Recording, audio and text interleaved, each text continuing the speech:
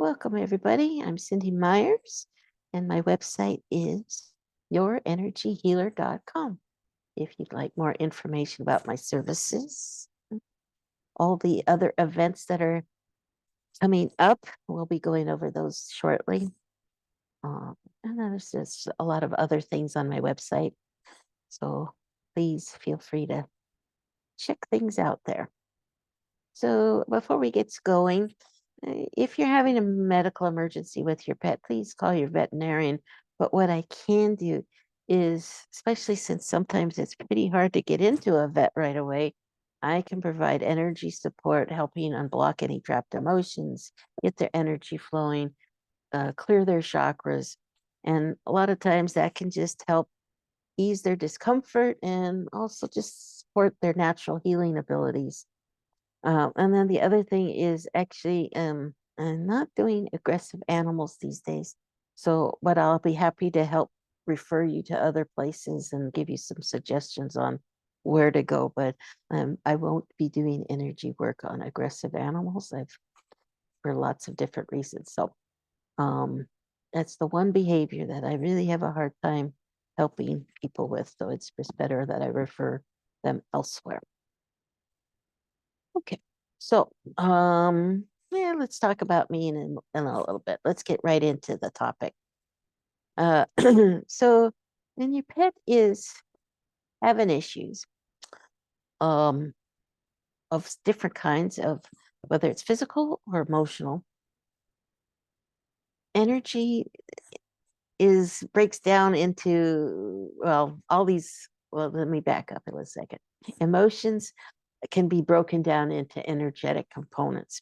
And when that happens, they get stuck in the body.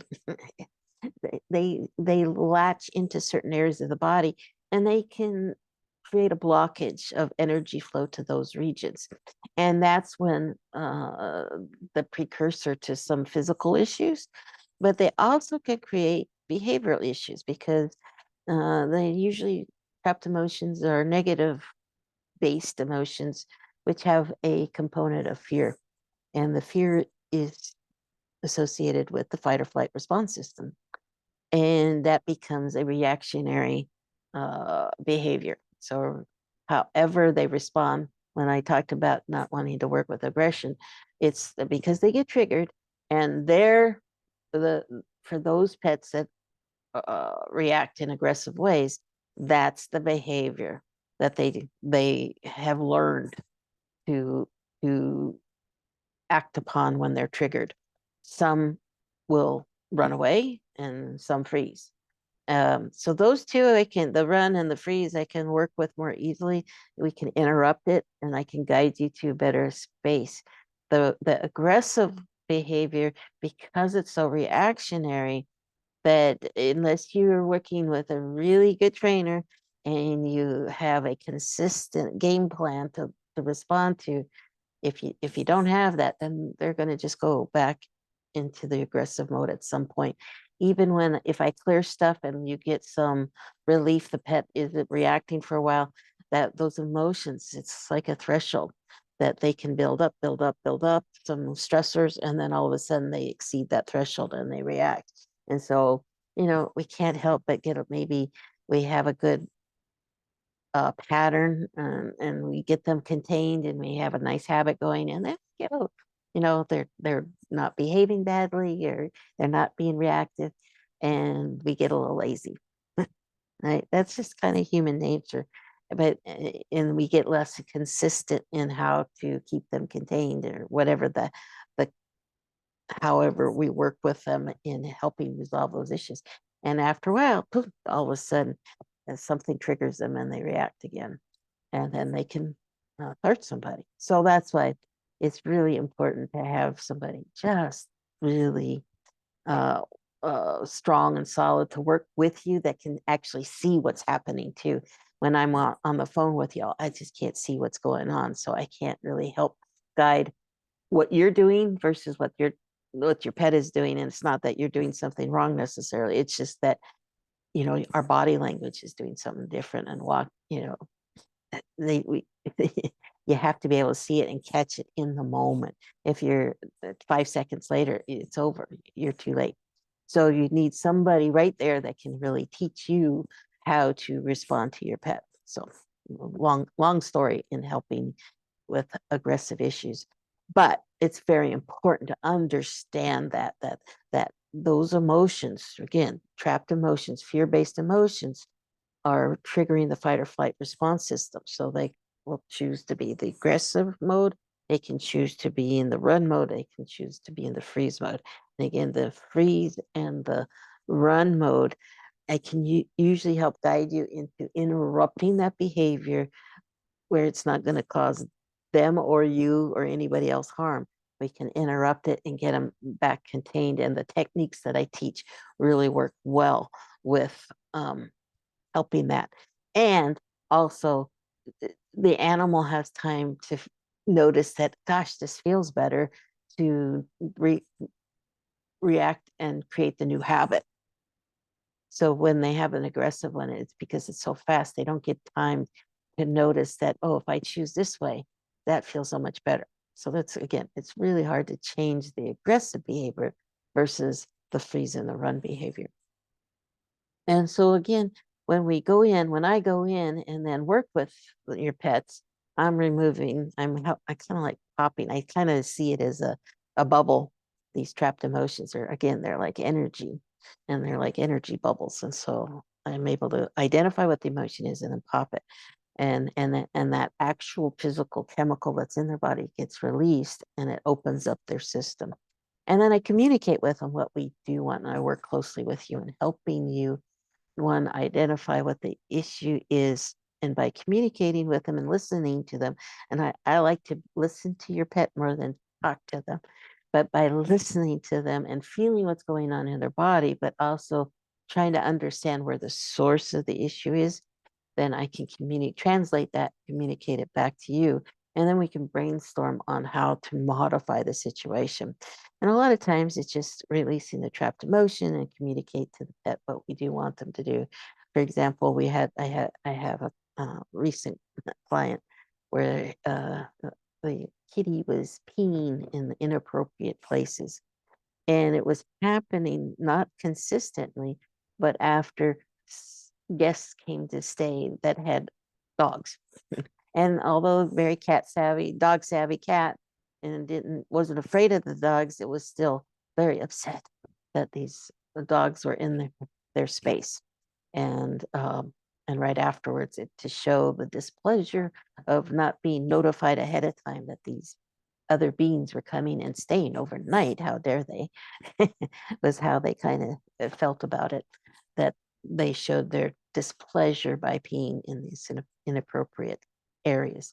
So by clearing the trapped emotions, helping the person identify why, the source of angst that caused the behavior, and then get, not to say that the person should never have guests come and stay over, but this cat just really wanted to know ahead of time.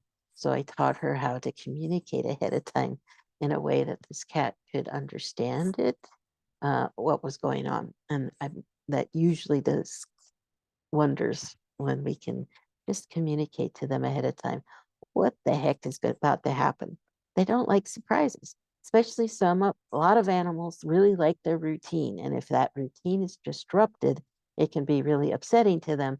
And again, they can maybe tolerate some change in routine, but after a while, it goes over that threshold and they get really upset.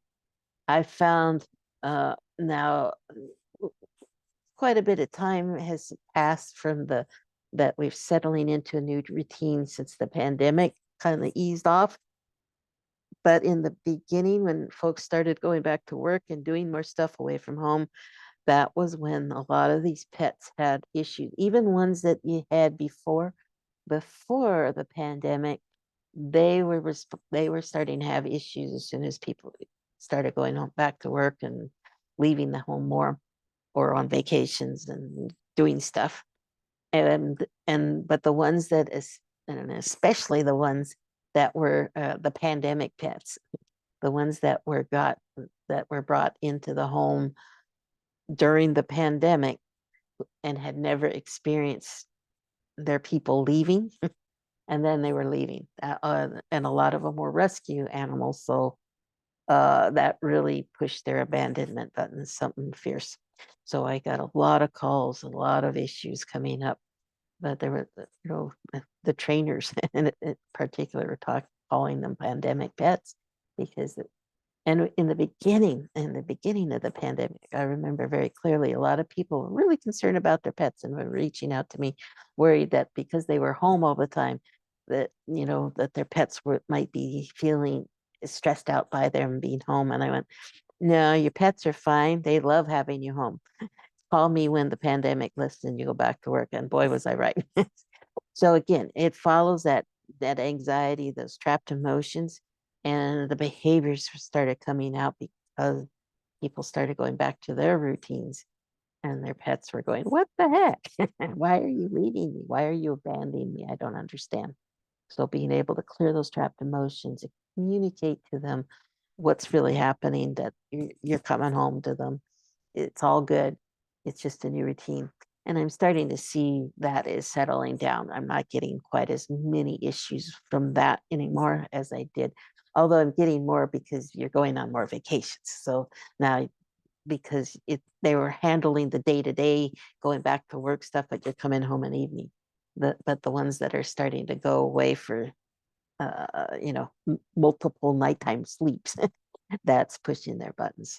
So like everything, we all need to get used to these change in routines, but our pets especially have an issue of that. So, something I'd like to always give you that you can do is in helping your pets when they are anxious or upset or not feeling well, is number one thing to do is to breathe, because we tend to get anxious ourselves when we see our pets not doing well, or we get upset because they've done something inappropriate.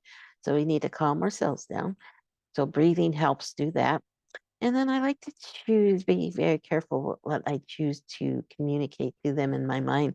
So if they're upset about something, or even, yeah, whether it's a storm, whether it's because you're going to the vet or they're not feeling well, I like to think to them peace and calm as I'm breathing. One that tunes me to a really nice frequency, and now I'm a radar, and I'm radiating out that frequency of emotion, which is very soothing and very healing and very calming. So it calms you down, and it helps calm your pet down. It feels better. So again, our animals are very good at wanting to go to where it feels better. So if you can pump out the peace and calm energy, and you don't have to be a big intuitive to do that. You just think of something that helps keep you peace and calm, or just use the words like a mantra as you're breathing, and you will send that energy out, and your pets will absorb it and pick it up. And really try and slow your breathing down. Full, slow, deep breaths. The one thing I really like to do if I like to bond with my animals all the time, and it helps me and it helps them, and that is to really be intentional with the time I'm with them. So if I'm instead of, because we kind of, we're watching TV, we're on our little gadgets, and looking at our cell phones and texting, and we might be petting them as we're doing those things, but it's not real intention. We're not really paying attention to what we're doing. And so for like 2 to 5 minutes, I really several times a day spend that quality time tuning everything else out and just listening and thinking to them and loving them. I open my heart fully, look into their eyes, play a game with them, whatever it is, or just pet them. But I'm really focused 100% on them. It is bonding. It is healing energy. It is calming energy. It's de-stressing. Everybody, you, them, everything is such. If I'm experiencing anxiety, I tell folks I don't do drugs. I do dogs, and that helps me. It truly does help me detach from any of the anxiety or stress of the day, just to let it go and just enjoy them. So do that with your pet. It really is healthy. It's very healthy for you and for them. So if you need help with your pets, I suggest my quick cleanse package. You get 15-minute sessions with that, three 15-minute sessions in this package. And pets don't have a huge attention span, not very long. Think of a toddler. And so we can get a lot of clearing. I can clear their trapped emotions, rebalance, clear their chakra system, and rebalance their energy, and in 15 minutes, no problem. So that we can get a lot done in those 15 minutes. It's really good for if you have a senior pet. Keep that maintenance, keep that energy flowing, because with the arthritis and other issues with an older pet or anyone that might has chronic health issue, that really helps keep you get that energy flowing. Because remember that threshold, they're right at that threshold or over it. And so by doing regular clearings, we just want to try and give them as much palliative care as we can. Can't maybe turn around the arthritis and some of the other long-term chronic health issues, but we certainly can help them feel better. It just maybe needs to be more regular. And it also, for our really senior pets, it can also give you an information on when it's coming to that time when we have to make some hard decisions, and seeing where we're at. How often do we have to do that? Is it happening faster and faster? Then we're starting to get some information that that they're not able to maintain that well-being for very long, and so that their pain level is increasing. So it's just good. It's valuable information for you when we go into those maintenance modes in those 15-minute sessions. So something I have coming up in some events, I have a dream workshop starting next Wednesday. It's a 2 evening class, and it'll be at this time, 6 p.m. Pacific time. So no webinar or healing circles. It's just a class specific on helping you understand your dreams. We'll learn about all sorts of types of dreams, because there's lots of different kinds of dreams, how dreams work. And then we get really into your dreams specifically, and we start working with your dreams and keeping the class size small so that it'll be more intimate, so you can share what your dreams are, but it also can give us really dedicated time to dive into your dream and how to analyze it. My goal is to help you learn how to interpret your dreams, or at least begin to find some and get some resources on how to go look things up so you can understand things in a deeper way. And I'll also be teaching you a couple techniques and how to work with those dreams. So that's next Wednesday, October 4th is going to be our first night. And then the following week will be the follow-up on that. So you might want to take note of that. And the fee is $85 for both nights, includes both nights. And it'll be on Zoom. And then for our normal stuff, next Saturday is a healing circle, and the following Saturday we'll have another healing circle, but no healing circle, no webinars in the next 2 Wednesdays. And and the things I thought about for dreams is what's also fascinating to me is that all species dream. I looked it up because I was curious, because I don't work with a lot of lizards or reptiles. And I thought, I wonder if they dream. And so I looked to see if there was any research on it. And sure enough, there was. And they don't, of course, can't tell what they're dreaming when we don't know what animals are dreaming, but we can definitely tell. You can see your animals twitching and your eyes fluttering, and they're running or woofing or mewing or whatever it is. And they're dreaming.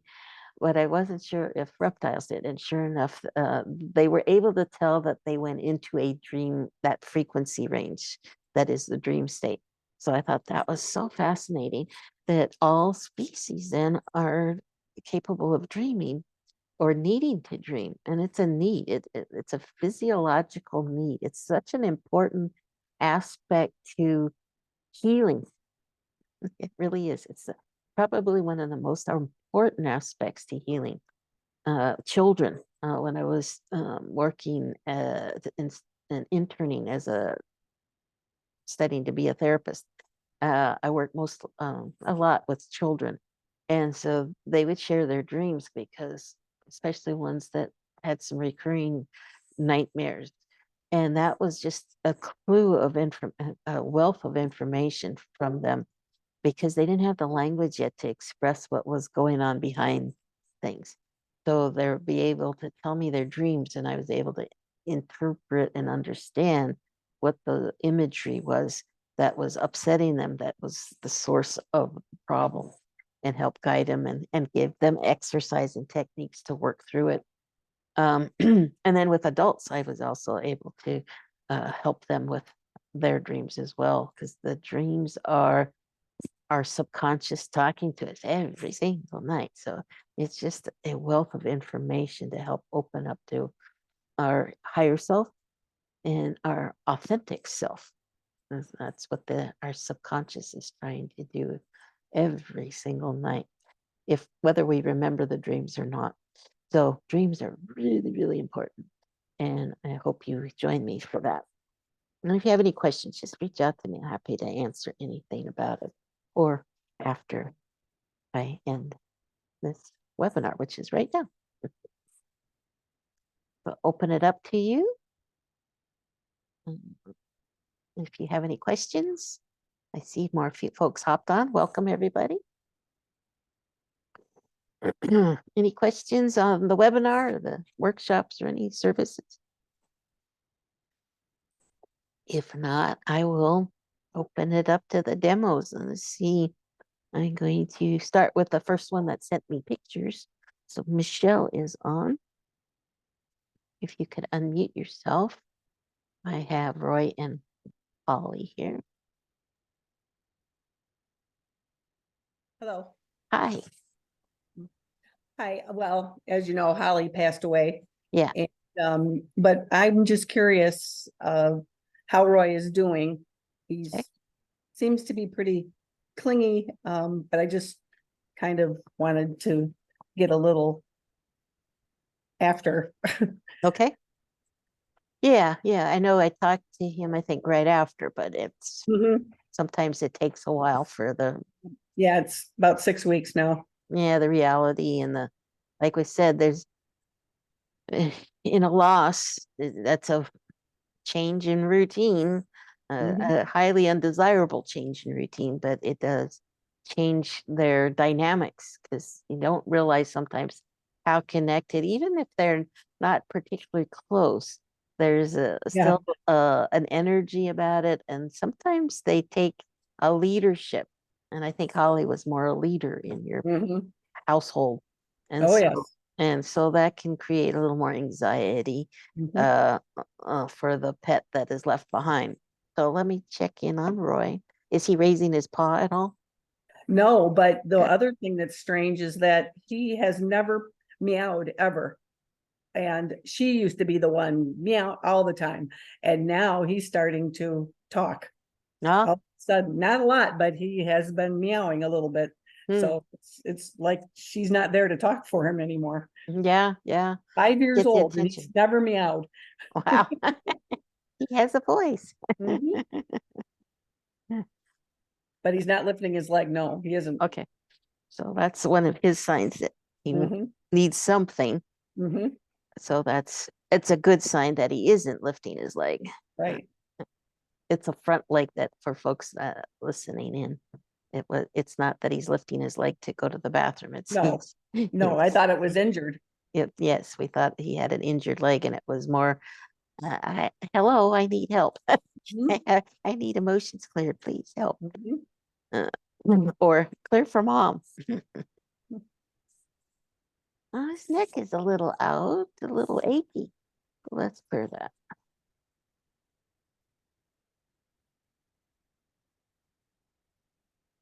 Some confusion. Clear that. Some griefs there, so let's clear that.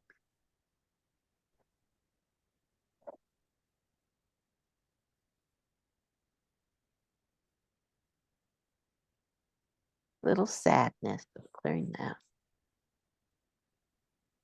and some worry.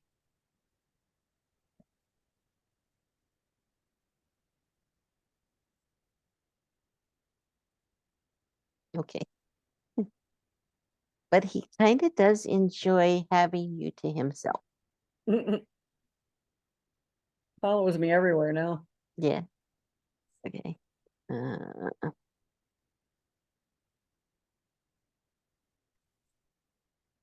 kind of feels like it's his job. And I also think it's all just it's separation anxiety because Holly isn't there. They're worried about you leaving.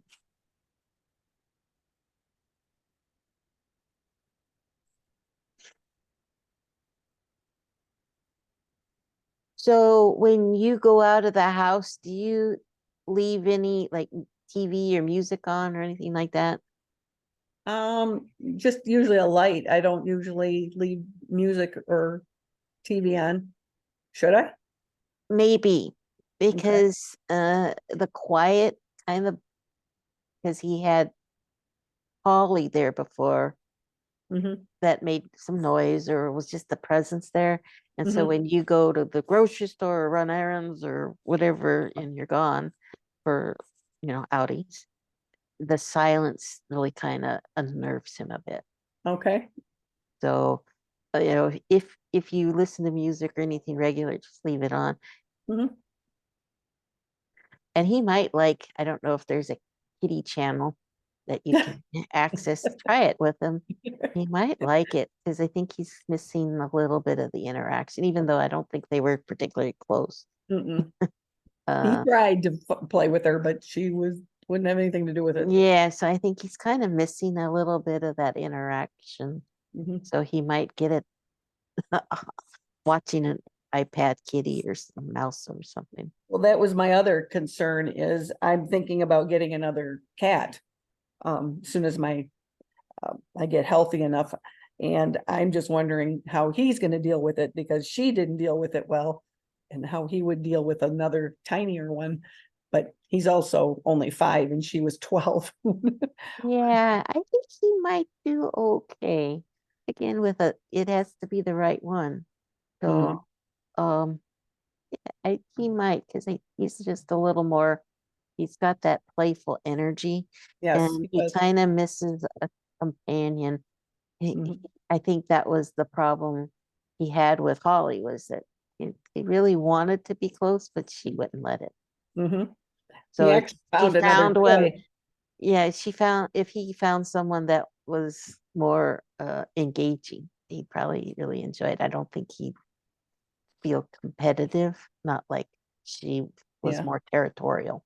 right. I don't think he will either, but I just thought maybe you could if he would say something or have I a think thought on that. no, I think that's what he's saying is that might be a good thing Yeah, because good. he's missing. That's what he's missing. That's why I suggested the thing. If he would engage with something on the TV or something, because he's kind of missing having that cat interaction. Okay, good. But I think he's always missed it. Yes, yes, It's but just that he did have another cat presence. exactly. And I think too, because he's more of a follower, which Hmm. is why he's following you everywhere, that Hmm. having one that's a little more confident, but again, engaging and Hmm. accepting of another, I think he would do better with Yeah, that because he's I, not, I do too. I don't think he's meant to be a solo. No, I don't either. But Yeah. I think your okay. instinct is accurate. Well, thank you. Uh-huh. Okay. Let's see. Um, I don't want to butcher your name, but I have Twiggy there. Yeah. Let's see you Hi online. there, it's Hi, Arthi. Arthi. Okay. I didn't Hi. want to butcher your name. Twiggy's So here with me. hi, Twiggy. So anything in particular you want me to check in about? Or? Yeah, well she had a tumor removed recently, and so I just want to know how she's feeling after that surgery. Okay. Hmm. Oh, just had a massive release in the on the it was clogged energy around the heart chakra there. It's just as I was scanning, Biggie, it just went released, massive release. So that's good. Well, they carry anxiety and tension in that withers area. If you see dogs that are afraid, their hair stands up on that region. And so they carry, that's very common area for them to carry anxiety and stress. So after a surgery and something stressful like that, or pain and doctors' offices and being under anesthesia can really wig them out when they come out of it, or if they're drugged for a while. They just can't think, the world is spinning and all that. It's just kind of scary. So it felt like that energy was really stuck in there, but just in scanning, it just went, it released it. I didn't have to release some actual emotion. So that's good. And I like when they do that, because it's just such a willingness to let go of that energy. They're not trying to hang it on. That's the one nice thing about animals. I really love working with animals, is humans tend to want to hang on to their baggage. Animals like to let it go. So they let stuff go much easier than us peoples. Sometimes, not always, but let's see. A little overwhelmed, but at least worry. Not necessarily their own worry, but picking up your worry. Yeah, Mom's worried. Okay. So Tweety's saying that, is it male, female? I'm not getting a good feel. Female.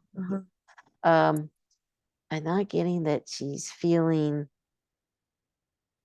She's actually saying she's feeling pretty good. So don't worry.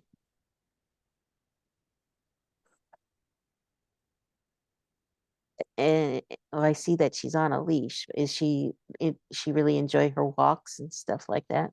Yeah. Yeah. So she's still enjoying that a lot, and going out with you. Loves to sniff everything.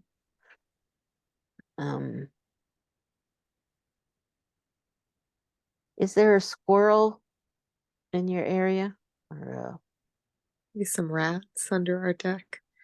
Because there's I mean, something there are a lot of squirrels, but something that she really gets fascinated by and wants to go after.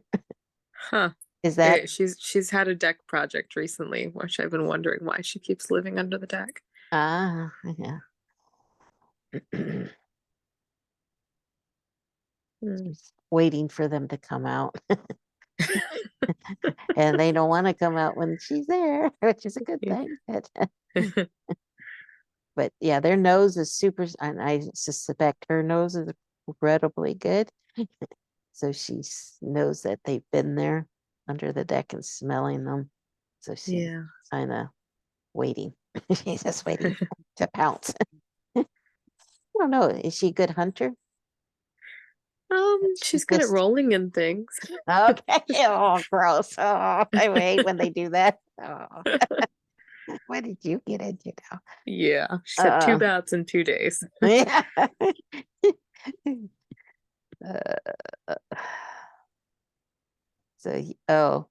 And there, well, I don't know if you smell it, but there could be some that have passed. So she Interesting. So she smells that. But I think the ones that haven't passed, she definitely smells too. And she knows that they're there, and she could probably hear them as well. I don't know if her hearing is still pretty good, but I don't think her hearing is as good as her nose. But she knows they're there, so she's hanging out, watching and waiting for them to come. So it's very entertaining. She's enjoying it. You could just tell her to watch out for the rat poison. Well, yeah.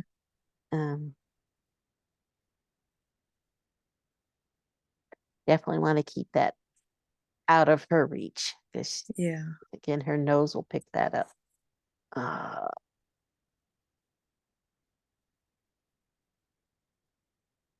that's what all she keeps talking about. So Oh, funny. uh, but the walks are great because she loves doing that. She's very curious dog, and again, she's so nose oriented that the walks are really mentally stimulating. So even if she has something physically going on where she's limited and maybe how far she can walk, or if she's ever having to recuperate, short walks where she can just sniff, that Mm-hmm. burns a lot of energy for her. You know, Yeah. instead of going longer walks, give her longer sniff periods on a Okay. walk, but shorter, but letting her sniff is gonna burn. It's like, a couple 5 minutes of sniffing will be like a Uh-huh. 20-minute, 30-minute walk. It's Wow. that mentally stimulating. And I think that's why she's really enjoying just down under your deck, Yeah. sniffing, and it's very mentally stimulating. And she likes Huh. that. She's a smart, Okay. smart dog, right? She is. Yeah, she doesn't feel like there's some that are kind of clueless. She's not one of them. But she also feels like she can get obsessed. Yeah. Yeah. So it might be With hard to distract her out of that. yeah. Uh, Her anxiety used to play out that way. She's a little bit past that now. okay. Yeah. So one thing I would recommend for everybody, I'm gonna type it in here, and this will help with her healing if and just in general, is this modality. You can look it up. Uh yeah, there's YouTubes on how to do it. It's called T-Touch. Uh-huh. And it helps with anxiety, but it also keeps the energy flowing. So if you do T-touches around, if she'll let you kind of near that wound area, it's healing. That will Uh-huh. really help keep the cells. It works at the cellular level, so it help the cells, the healing cells, get to that area to help heal things and help her feel better. And if there's any arthritis and stuff like that, it helps ease that. So, Mm-hmm. but it also calms. So I think the downside of too much mental stimulation, there's a fine line, is if she gets overly stimulated, she can't turn it off. So the Mm-hmm. touch calms that down. Great. I'll look that up. Thank you. And there's some nice YouTubes that show you how to do it. It's a super easy thing to learn. I mean, there's lots of different techniques, and you can take workshops galore on it, but just learn the basics, and that's worth everything right there. And that you can learn Mm-hmm. off of YouTube. But there's books and all sorts of stuff on it too. I'm not certified in it, so I can't teach anybody how to do it, but Mm. but it is a good technique. I use it on my alpacas. I use it on my dogs, cats, Oh, wow. everybody. So I use it on myself. So thank you. Any questions? No, that's it. I just wanted to check in on her. That's All right. good. I'm glad All she's just thinking about the rats. right. Thank you. She could come to my barn. There's more there. All right. So let's see. Who's next? Tina. Is there somebody, or was it Tina, Alice? Who you both can unmute yourselves if you want. Yeah, I sent the pictures and like I said, Was there one in particular? I don't remember. say that again. Was there one that you want me to work on over the other? There were three. I don't know. I don't know if she knows how to unmute herself, if she Oh, wanted me to look at maybe Kobe. I she could put it in the chat box. Does she know oh how to yeah, chat? I don't know. Alice, if you know how to put it in the chat box. Can you, To unmute, you look for the little microphone icon and you just click there on. she is. There you go. You got it. Good job. Yeah. Did you want her to maybe talk about Kobe instead. Hello? Hmm. Hmm. You know how to get to the chat box, Alice? You could type it in.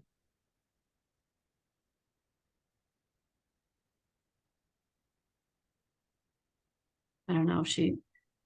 Um, if you look down at the bottom, there's a little icon that says chat. If you click on that, or I could just maybe even call her.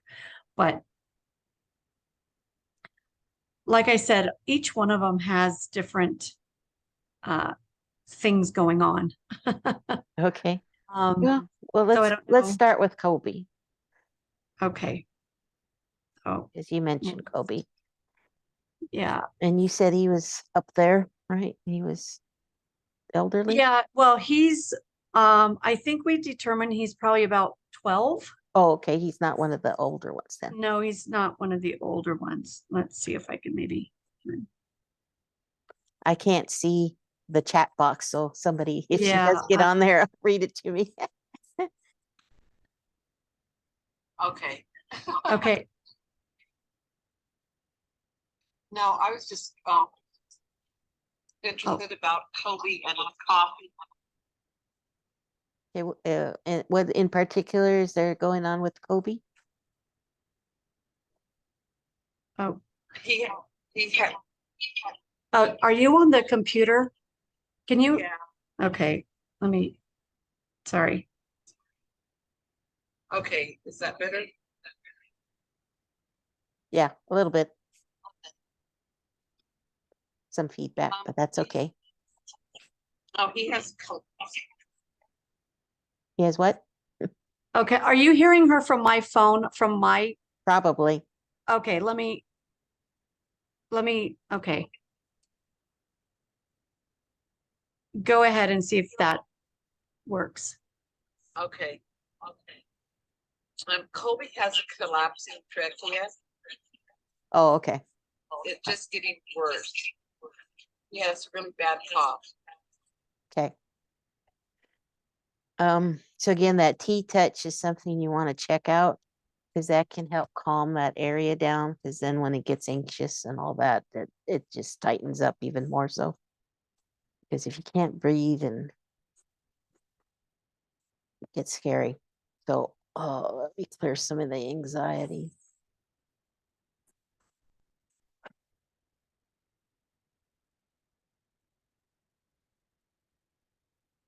Fear, clearing fear.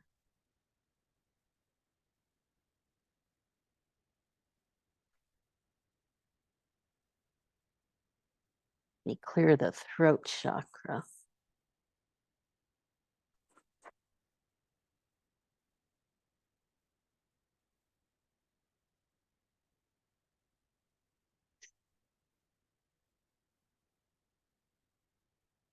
Yeah, it feels like the muscles, especially around that throat region, I've gotten really weak, which is probably why they're collapsing. It just feels really, and I feel like a little choky in that region. So I would definitely do very, very light heat touches in that neck region if you can.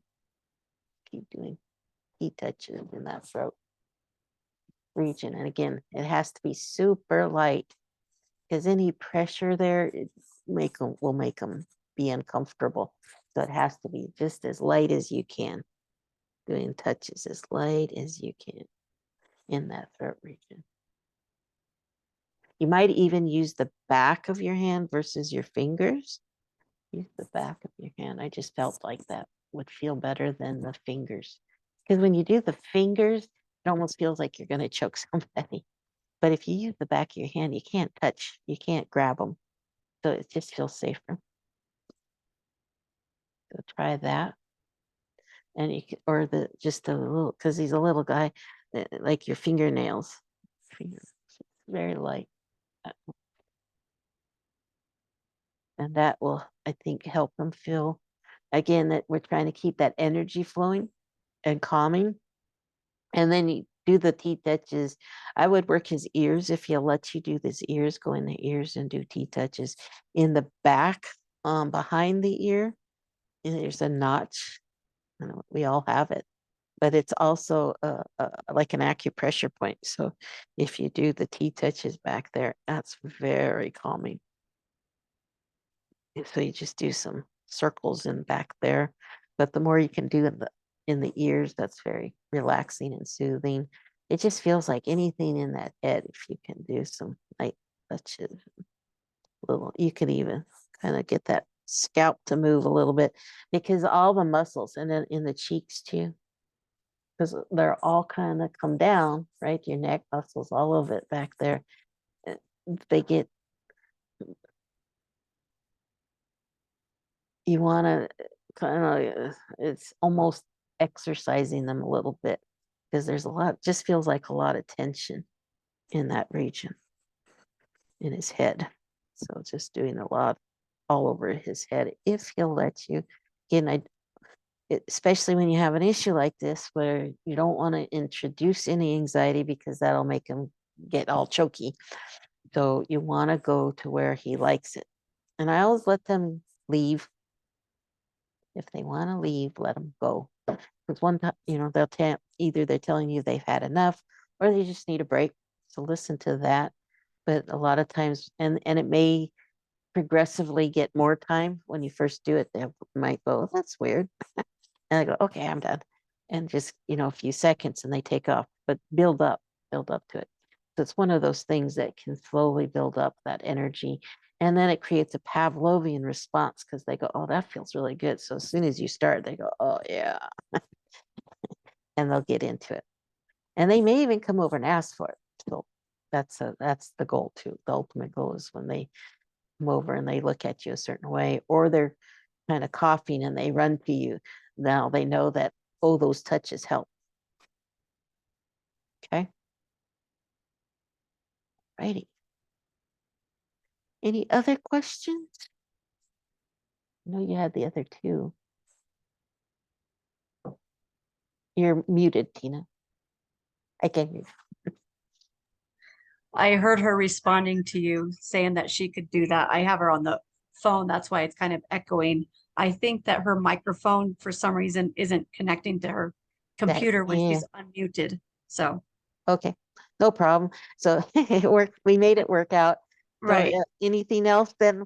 I know you sent me 3. That Yeah. we're okay. Okay. We can always book a session.